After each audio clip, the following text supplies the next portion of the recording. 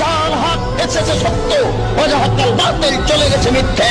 ইন্নাল বাতিল নিশ্চয় মিথ্যে, কানা যাহুকা চিরদিন মিথ্যে। এবার যে বিষয়টা নিয়ে আপনাকে প্রশ্ন করতে চাচ্ছি ডক্টর জাকির, সেটার প্রসঙ্গ অ্যালকোহল। ইসলাম ধর্ম অ্যালকোহল সম্পর্কে কি বলছে? এটা কি পুরোপুরি নিষিদ্ধ?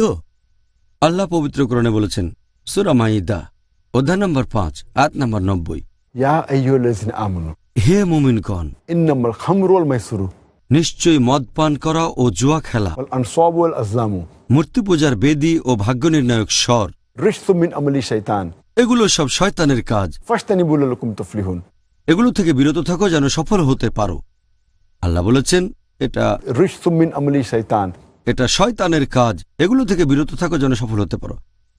আর ইমাম আয-যাহাবী আল কাবায়ের গ্রন্থের লিস্টে 70টা বড় গুনাহ, সেখানে অ্যালকোহল পান করা আর মাদকদ্রব্য খামার মদ পান করা এটা রয়েছে 19 নম্বরে। মাদকদ্রব্য নিয়ে খ্রিস্টান ধর্মেও নিষিদ্ধ। বাইবেল পড়লে দেখবেন এটা আছে বুক অব প্রভার্বস অধ্যায় নম্বর 20 অনুচ্ছেদ 1, বলা হয়েছে যে মদ পানে নিয়ন্ত্রণ থাকে না। এটা খুব বিধ্বংসী পানীয়, মদ পান করে তারা মূর্খের মতো আচরণ করে। এরপর বুক অব এফিসিয়েন্স অধ্যায় 5 অনুচ্ছেদ 18, তোমরা মদ খেয়ে মাতাল হয়েও না। দুর্ভাগ্যজনকভাবে আমরা দেখি যে ইহুদি এবং খ্রিস্টানরা বাইবেলের এই নির্দেশটা মেনে চলে না। আর এখানে কারণটা কি? কোন যুক্তিতে ইসলাম অ্যালকোহলকে নিষিদ্ধ করেছে? সাধারণত মানুষের মধ্যে একটা ইনহিবিটরি সেন্টার থাকে। এই ইনহিবিটরি সেন্টার মানুষকে সেসব কাজে বাধা দেয় যেগুলো অযৌক্তিক বা যে কাজগুলো করা ঠিক না। যেমন ধরেন, কোনো লোক হয়তো প্রকৃতিটাকে সাড়া দিতে যাচ্ছে, ইনহিবিটরি সেন্টার বলবে কাজটা সবার সামনে করো না, কোনো টয়লেটে যাও, আমাদের ব্রেন নিষেধ করবে। আবার ধরেন কেউ হয়তো বাবা মার সাথে কথা বলছে, এটা বলবে বাবা মাকে অসম্মান করে কথা বলো না, অশ্লীল ভাষা ব্যবহার করো না। ইনহিবিটরি সেন্টার এভাবেই কাজ করে। যখন কোনো মানুষ নেশাগ্রস্ত থাকে, যখন কোনো মানুষ মাদকদ্রব্য গ্রহণ করে, মদ খায়, অ্যালকোহল, তার ইনহিবিটরি সেন্টার কাজ করে না, জানে না তখন কি বলছে তারা, সেজন্য অনেকেই তখন অভিশাপ দেয় অথবা গালমন্দ করতে থাকে। দেখবেন খুব অশ্লীল কথা বলছে, তারপর দেখবেন হয়তো জামা কাপড়েই প্রসাব করে ফেলছে। এসবের কারণ তাদের ইনহিবিটরি সেন্টার কাজ করছে না। আর খেয়াল করলে দেখবেন অ্যালকোহল পান করার কারণেই বিভিন্ন অপরাধ সংঘটিত হয়। ইউএস ডিপার্টমেন্ট অব জাস্টিসের রিপোর্টে 1996 সালে প্রত্যেক দিন, এটা 1996 সালের কথা, প্রত্যেক দিন 2713 জন মহিলা ধর্ষিত হয়েছে। তার মানে প্রতি 32 সেকেন্ডে আমেরিকায় একটা ধর্ষণের ঘটনা ঘটেছে 96 সালে। আর এই রিপোর্ট বলছে ধর্ষণ করেছে যে মানুষগুলো, তাদের বেশিরভাগই তখন নেশাগ্রস্ত ছিল।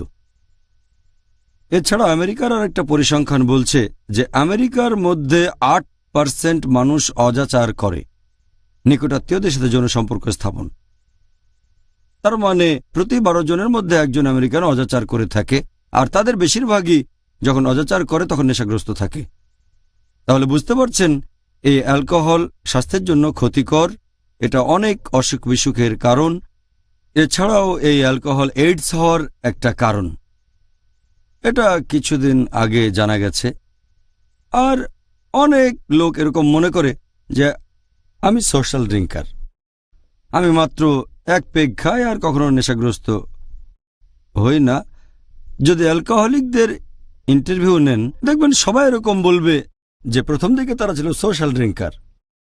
কোনো লোকই প্রথমে অ্যালকোহলিক হওয়ার জন্য মদ খায় না, সবাই থাকে সোশ্যাল ড্রিঙ্কার, পরবর্তীতে অ্যালকোহলিক হয়ে যায়। আর যদি কোনো সোশ্যাল ড্রিঙ্কারকে জিজ্ঞেস করেন যে কয়েক বছর ড্রিঙ্ক করে যাচ্ছে, এই কয়েক বছরে আপনি কতবার নেশাগ্রস্ত হয়ে পড়েছেন, দেখবেন সে কয়েকবার নেশাগ্রস্ত হয়ে পড়েছে, যত কন্ট্রোলই থাকুক না কেন তার। কোনো মানুষ যখন নেশাগ্রস্ত হয় তখন যদি এমন পাপ করে যেমন ধর্ষণ, অজাচার, এটা ক্ষমার অযোগ্য পাপ, এই ক্ষতিপূরণ করা যায় না। আর আপনারা দেখবেন এ কারণে আমাদের নবী মুহাম্মদ সাল্লাল্লাহু আলাইহি ওয়াসাল্লাম বলেছেন, এটা আছে ইবনে মাজাহ খণ্ড নম্বর 3, বুক অব ইনটক্সিকেন্টস অধ্যায় নম্বর 30, হাদিস নম্বর 3371। আমাদের প্রিয় নবী বলেছেন যে মাদকদ্রব্য অ্যালকোহল হচ্ছে সব পাপের জননী। অ্যালকোহল সকল পাপের জননী। এছাড়া আরেকটা হাদিস ইবনে মাজা খণ্ড নম্বর 3 বুক অব ইনটক্সিকেন্টস অধ্যায় নম্বর 30 হাদিস নম্বর 3392 আমাদের নবী বলেছেন, যে জিনিস বেশি পরিমাণ খেলে নেশাগ্রস্ত হবে তার সামান্য পরিমাণটাও তোমাদের জন্য নিষিদ্ধ। সামান্য পরিমাণে খাওয়া যাবে না। বলতে পারবেন না যে মাত্র একটা পেগ খাবো, যেটার বেশি পরিমাণ নেশাগ্রস্ত করে তার কম পরিমাণও নিষিদ্ধ। আমাদের নবী 10 ক্যাটাগরির মানুষকে অভিশাপ দিয়েছেন যারা অ্যালকোহলের সাথে জড়িত। এটার উল্লেখ আছে ইবনে মাজা খণ্ড নম্বর 3 বুক অব ইনটক্সিকেন্টস অধ্যায় নম্বর 30 হাদিস নম্বর 3380 আমাদের নবী বলেছেন, 10 ক্যাটাগরির লোক যারা অ্যালকোহলের সাথে জড়িত তারা অভিশপ্ত। যে এটাকে চোলাই করে, যার জন্য চোলাই করা হয়, যে এটা পান করে, যে এটা বহন করে আনে, যার জন্য আনা হয়, যে বিক্রি করে, যে পরিবেশন করে, তারপর যে অ্যালকোহল বিক্রির টাকা বিভিন্ন কাজে ব্যবহার করে, এই অ্যালকোহল যে কেনে আর যে এটা অন্য কারোর জন্য কেনে, তাহলে এই 10 ক্যাটাগরির মানুষ হচ্ছে অভিশপ্ত। আল্লাহ তাআলা তাদের অভিশাপ দেন।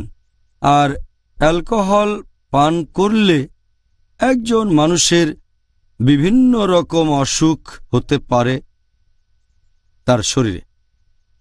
আর বর্তমানে অ্যালকোহল পৃথিবী জুড়ে মানুষের মৃত্যুর অন্যতম একটা প্রধান কারণ বলে ধরা হয়।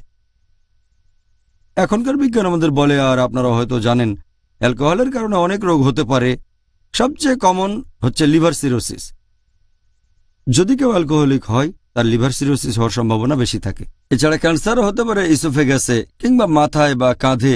ক্যান্সার হতে পারে পেটে, অথবা হবে লিভারে, অথবা হতে পারে গ্যাস্ট্রাইটিস, তারও হতে পারে ইসোফেজাইটিস, প্যানক্রেটাইটিস, হেপাটাইটিস। যে লোক অ্যালকোহল পান করে থাকে তার সম্ভাবনা বেশি থাকে। তার হতে পারে কার্ডিওমায়োপ্যাথি, হতে পারে অ্যাঞ্জাইনা, হার্ট অ্যাটাক, অ্যাথেরোস্ক্লেরোসিস, অথবা তার হতে পারে স্ট্রোক, অ্যাপোপ্লেক্সি, অজ্ঞান হওয়া।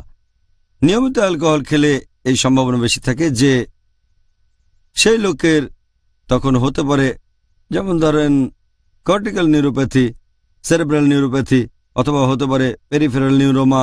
এরকম বিভিন্ন রকম রোগ হতে পারে কেউ যদি অ্যালকোহল পান করে বা মদ পান করে থাকে। বিভিন্ন রোগ, যেমন ধরেন ওয়েরনিক-কর্সাকফ সিনড্রোম, এই রোগে মানুষ নতুন স্মৃতিগুলো ভুলে যায় আর পুরনো স্মৃতিগুলো মনে পড়ে। এটা থায়ামিনের স্বল্পতার কারণে। যে লোক অ্যালকোহল পান করে তার হতে পারে ডেলিরিয়াম ট্রেমেন্স, এটার সাথে অ্যালকোহলের সম্পর্ক আছে। অথবা তার হতে পারে প্যালাগ্রা, হতে পারে চর্মরোগ। যে নিয়মিতভাবে অ্যালকোহল পান করে থাকে তখন সম্ভাবনা বেশি যে তার হতে পারে এন্ডোক্রিন ডিসঅর্ডার, যেমন মিক্সোডার্মা, হাইপারথাইরয়েডিজম। তার হতে পারে হেমাটোলজিক্যাল ডিসঅর্ডার, যেমন মাইক্রোসাইটিক অ্যানিমিয়া, হতে পারে জন্ডিস, অথবা হতে পারে থ্রম্বোসাইটোপেনিয়া, হতে পারে প্ল্যাটেলেট ডিসঅর্ডার। যে লোক অ্যালকোহল পান করে সেখানে তার সম্ভাবনা থাকে যে সাধারণ ঔষধ যেমন মেট্রোনিডাজল, ফ্লাজিল এগুলো কাজ করবে না যদি সে নিয়মিতভাবে অ্যালকোহল পান করে থাকে। যে নিয়মিতভাবে অ্যালকোহল পান করে তার হতে পারে বিভিন্ন ইনফেকশন, কারণ রোগ প্রতিরোধ ক্ষমতা কমে যায়। সম্ভাবনা বেশি থাকে যে তার হতে পারে বুকে ইনফেকশন, যেমন lung abscess, emphysema, pulmonary tuberculosis. কোনো মহিলা অ্যালকোহলিক হলে তার প্রভাব আরও বেশি ক্ষতিকর হতে পারে। মহিলাদের জন্য লিভার সিরোসিস খুবই বিপজ্জনক। যদি গর্ভবতী হয় তার হতে পারে অ্যালকোহল ফিটাস সিনড্রোম। বিভিন্ন চর্মরোগ হতে পারে, যেমন অ্যালোপেসিয়া। তার হতে পারে নেল ডিস্ট্রফি, হতে পারে অ্যাঙ্গুলার স্টোমাটাইটিস। এভাবে আপনি বিভিন্ন রোগের নাম বলে যেতে পারেন কয়েক ঘন্টা ধরে, যেগুলো হয় শুধুমাত্র অ্যালকোহল পান করার কারণে। এখনকার দিনে দেখবেন যে মেডিকেল ডাক্তাররা তারা বলে অ্যালকোহলিজম একটা অসুখ। এভাবে তারা আসলে বলতে চায় যে অ্যালকোহলিকের প্রতি নিষ্ঠুর হবেন না, তাকে দোষ দেওয়া যাবে না। অ্যালকোহলিজম একটা অসুখ। যদি অ্যালকোহলিজম অসুখ হয়ে থাকে, এটাই একমাত্র অসুখ যেটা বোতলে ভরে বিক্রি হয়। এটাই একমাত্র অসুখ যার বিজ্ঞাপন দেওয়া হয় খবরের কাগজে, বিভিন্ন ম্যাগাজিনে, রেডিও ব্রডকাস্ট স্টেশনে। বিজ্ঞাপন দেওয়া হয় বিভিন্ন স্যাটেলাইট চ্যানেলগুলোতে, টেলিভিশনে। এটাই একমাত্র অসুখ যেটা বিক্রি হয় লাইসেন্স করা দোকানগুলোতে। এটা একমাত্র অসুখ যেটা থেকে সরকার আয় করে থাকে। এটা একমাত্র অসুখ যেটার কারণে সড়ক দুর্ঘটনা হতে পারে। এটা একমাত্র অসুখ যেটা পরিবারকে ধ্বংস করে দেয়। এটা একমাত্র অসুখ যেটা ভাইরাস ব্যাকটেরিয়ার কারণে হয় না। এটা কোনো অসুখই না। আল্লাহ বলেছেন সূরা মাইদা অধ্যায় নম্বর 5 আয়াত নম্বর 90, رجس من عمل الشيطان এটা হলো শয়তানের কাজ। فاجتنبوا لعلكم تفلحون। এগুলো বর্জন করো যাতে সফল কাম হতে পারো। সুবহানাল্লাহ। আমার মতে এই অ্যালকোহল থেকে দূরে থাকার মতো যথেষ্ট কারণ আছে আমাদের সবার জন্য, পুরো মানব জাতির জন্য। ইনশাআল্লাহ। জাযাকাল্লাহ খায়ের। সুন্দর বলেছেন।